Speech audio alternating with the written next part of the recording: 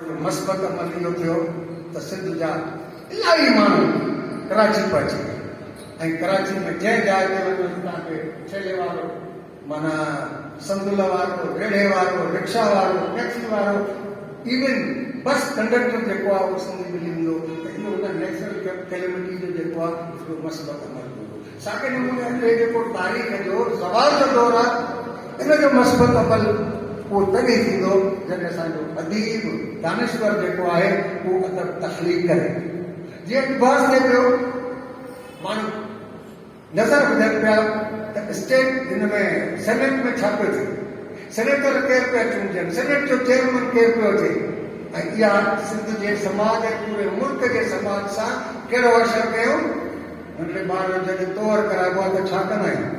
Part ते विहारे पोइ हुन ॿार खे जेको आहे मामा वठंदा आहिनि, पोइ चवंदा आहिनि त बाबा मथे जहाज़ पियो वञे,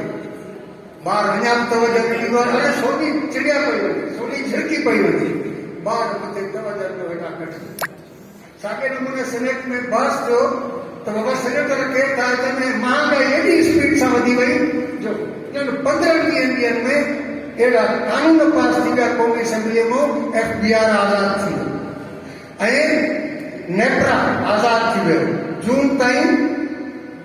15 रुपया बिजली जो यूनिट वधाईंदा, इहो सभु कुझु जे विच में थी वियो ऐं असांजे हथ सोनी झिरकी पई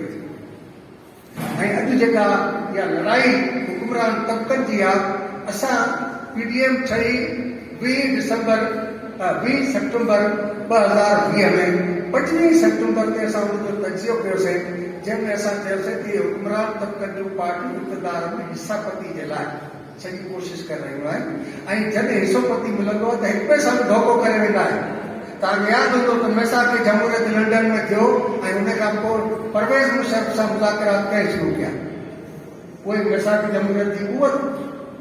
जॾहिं तॾहिं इक़्तिदार जो आसिरो मिलंदो आहे ईअं भॼी वेंदा आहिनि। तंहिं करे चयो त अवाम पंहिंजी लड़ाई पाण लड़े,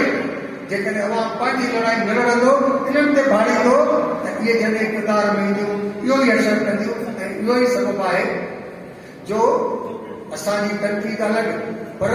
मौलाना साहब जेको आहे इस्लामाबाद में PDM जे इजलास खां पोइ प्रेस कॉन्फ्रेंस में हिकिड़े पासे खां बिलावल हिकिड़े पासे खां मरियम बीठो आहे, ऐलान कयईं त सरकारी मुलाज़िम इस्लामाबाद में जेको एहतिजाज कंदा PDM हुननि सां गॾु हूंदी ऐं उहो एहतिजाज थियो, कहिड़ियूं हुननि खे मारूं पयूं, पर कहिड़ो PDM जो लीडर भरिसां न आहे। स्टील मिल जा मज़दूर हेतिरे अरसे खां लोड़नि पिया, को PDM जो माण्हू वञण लाइ तयारु कोन्हे।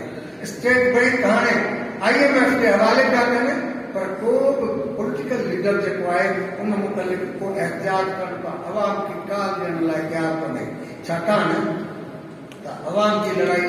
अवाम खे ख़ुदि लड़णी पवंदी आहे। अवाम खे ख़ुदि जी माना इहा आहे त अवाम मंझां माण्हू उनखे लीड कनि ऐं घुरनि। हुकुमरान तबक़ा रियासत हुकुमरान तबक़नि जी हिफ़ाज़त लाइ हूंदी आहे ऐं उहो जेको निज़ाम आहे जंहिंखे असीं चऊं सरमाएदार न आहे, जागीरदार न आहे, उन में हिकिड़ी हिज़्ब इख़्तिलाफ़ आहे, हिकिड़ी हिज़्ब इक़्तिदार। PDM हिज़्ब इख़्तिलाफ़ आहे ऐं तहरीक इंसाफ़ हिज़्ब इक़्तिदार।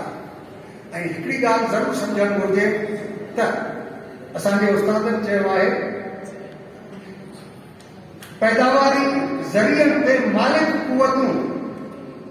इक़्तिदार में पाण में विढ़ंदियूं रहंदियूं आहिनि। हर को पंहिंजे हिसे खे फॿाइण जी कोशिशि कंदो आहे ऐं इक़्तिदार ज़राए पैदावार खां महरूम कुवतूं जेसि ताईं उन्हनि खे चैलेंज न कंदियूं तेसि ताईं उहे पाण में विढ़ंदा रहंदा, पर ज़राए पैदावार खां महरूम कुवतूं जॾहिं वेड़ शुरू कंदियूं त उहे पाण में गॾु थींदियूं। अॼु पाकिस्तान जी जंहिंखे मिलिट्री इस्टेब्लिशमेंट चयो थो वञे, इहा इस्टेब्लिशमेंट 50% सनअती, तिजारती ऐं ज़राए पैदावार जी मालिक आहे, हिकिड़ी तबिके जी शक्ल अख़्तियार करे चुकी आहे। तंहिं करे तबिका जेको आहे मिलिट्री इस्टेब्लिशमेंट, जागीरदार, सरमाएदार, उन्हनि जे विच ते जंग आहे ऐं तव्हां ऐं असां सोनी जेकी उन्हनि ते ॾिसी उन ते पंहिंजो कानून वढाए था वियो। हिन खां बचणु घुरिजे, पाण खे तयारी करणु घुरिजे।